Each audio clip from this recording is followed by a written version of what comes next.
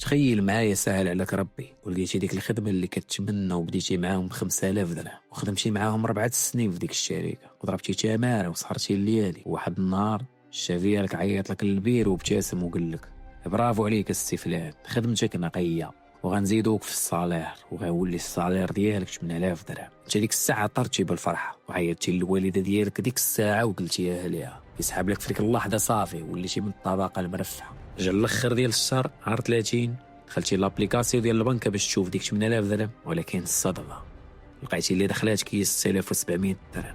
وقفتي مبلوكي في بلاصتك. فين مشات ديك 1300 درهم؟ 26000 ريال مشات لواحد الشفار اللي قانوني سميتو الضريبه على الدخل. وقف معايا هنا وحسبها بعقلك، 1300 درهم في الشهر كتعني 1.5 مليون سنتيم في العام كتمشي لك فابور.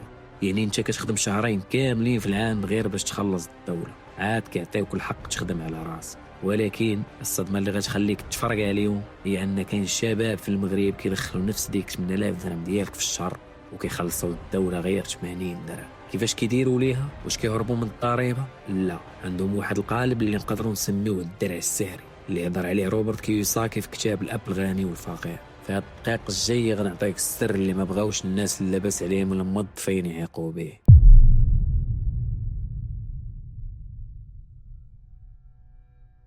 كيقول لك المشكل ماشي شحال كتدخل، المشكل هو القالب الضريبي اللي انت حاط راسك فيه. اجي نقارنوك انت كموظف مع داك الشاب اللي داير مقاول ذاتي ولا شركه صغيره، بجوجكم كتدخلوا 8000 درهم وبجوجكم بغيتوا تشريو بيسي جديد ب 10000 درهم للخدمه. نبداو بيك انت كموظف كتدخل 8000 درهم، الدوله كتقطع لك الضريبه صح من المنبع ديالك. من قبل ما تشوف الفلوس انت هي كتوصلك غا 6700 درهم. باش تشري داك البيسي خاصك تزير الصمته وتخبي من الماكله ديالك 3 شهور وتمشي تشريه بفلوس اصلا مقطوعه منها الضريبه. اما بالنسبه للمقاول اجي نشوفوا كيفاش كيدير ليها. كيدخل 8000 درهم في المغرب، نظام المقاول الذاتي كيقول لك خلص يلا 1% ولا 0.5%، يعني من ديك 8000 درهم كيخلص 80 درهم وزيد عليها الا كان داير شركه. داك البيسي اللي كيمشي يشريه بسميت الشركه وكيدخلوا في مصاريف الشركه، مشى للقهوه يتلاقى مع كليان حتى هي كيزيدها في مصاريف الشركه. الكونيكسيون اللي كيخدم بها في التليفون حتى هي كيزيدها في مصاريف الشركه. الدوله في الاخر العام كتقول ليه شحال ربحتي، كيقول لهم راه دخلت الفلوس ولكن تقديت الماتيريال يلا شاطت لي واحد البراكه، وكيخلص الضريبه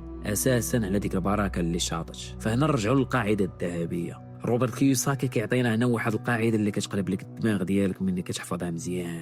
الموظف العادي كيربح الفلوس كياكلوا ليه الضريبه وعاد كيعيش بالشياطه اللي بقات ليه. اما مول الشركه كيربح الفلوس يصرفها في المعيشه ديالو، كيشري بيسي، تليفون، مازوط الخدمه، عاد كيخلص الضريبه على داك الشويه اللي بقى في الصندوق. واش فهمتي دابا علاش الاغنياء ديما كيبانوا مرتاحين؟ حيت كيصرفوا فلوسهم قبل ما توصل لهم مصلحه الضرائب. هذا هو الدرع السحري. دابا غتقول لي اوكي هادشي واعر، ولكن واش خصني نكون ملياردير باش تفلت الشركه؟ الناس كيسحاب ليهم باللي الشركه هي شي بنايه الزاج في كازا باش 500 موظف. لا، الشركه هي بكل بساطه واحد الورقه كتصاوبها بزيرو ودرهم حتى 2000 درهم الماكسيموم، وهاد الشركه هي اللي كتحميك من الضرائب. ولكن باش تنجح في هادشي كيوساكي كيقول لك خاصك تبني الذكاء المالي ديالك. وهاد الذكاء المالي عنده هذه الركائز وضروري تكون عارفه. اول ركيزه وهي المحاسبه، ماشي باش تولي كونطابل، ولكن خاصك تعرف تقرا الارقام ديالك، تعرف شنو هو البيلان، واش الفلوس اللي كتدخلك غتمشي للاصول الاستثمارات اللي غتجيب لك الفلوس من بعد،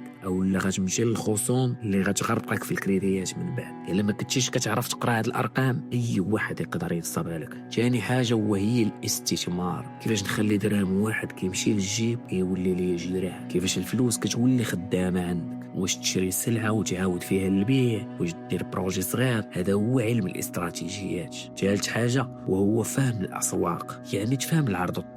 مثلا شنو كيبغي المواطن المغربي دابا؟ الا لاحظنا باللي المغاربه مؤخرا كيتجهوا للتجاره الالكترونيه والتوصيل والخدمات الرقميه. الفلوس كتمشي فين كاين الاهتمام ديال الناس، وخاصك انت تكون تما. رابع حاجة وهو القانون، خصك تكون فاهم القانون، وهذه هي الدمسة الكبيرة. المغاربة دائما كيهربوا من القانون. خاصك تفهم باللي كاين مقاول ذاتي، كاين شركات، كاين إعفاءات ضريبية، القانون دار استثناءات باش يسهل على المقاولين. خاصك تكون تقرا على هذا الشيء وتستغله في الصالح ديالك. دابا بغيتك تسمعني مزيان. الغرض ديالي من هذا الفيديو ماشي هو نقول لك نوض غدا الصباح حط الاستقالة ديالك للشاف وخرج للزنقة. لا صديقي، الوظيفة حاجة مزيانة غتعطيك التجربة وغتجمع منها راس المال. روبرت كيوساكي براسو فاش كان شاب كان خدام موظف عادي في شركة سميتها زي الزيروكس، كيبيع الماكينات ديال الفوتوكوبي. ولكن شنو كان كيدير؟ ما كانش كيتسنى الترقيه ديال الشاف باش يزيدوه دولار ويخلص عليه ضريبه $2. كان كيشد داك الصالير وكيستثمر في العقار وكيقاد البيزنس ديالو في الجلب. بقى موظف بالنهار ومقاول بالليل ودار الدرع ديالو حتى النهار اللي ولات الشركه ديالو كتدخل ليه فلوس اكثر من الصالير ديالو. تما عاد مشى حط الاستقاله ديالو وهو مرتاح. دابا انت عرفتي باللي الشركه والمقاول الذاتي هما اللي كيحميو ليك فلوسك من هذا الشفار القانوني. ولكن كاين واحد السؤال غيكون حابسك دابا وكيدور لك في الدماغ ديالك: يا ودي راه ما عندي حتى ريال انا اصلا باش نبدا بيزنس، الصالير ديالي راه كيطير نهار 15 في الشهر،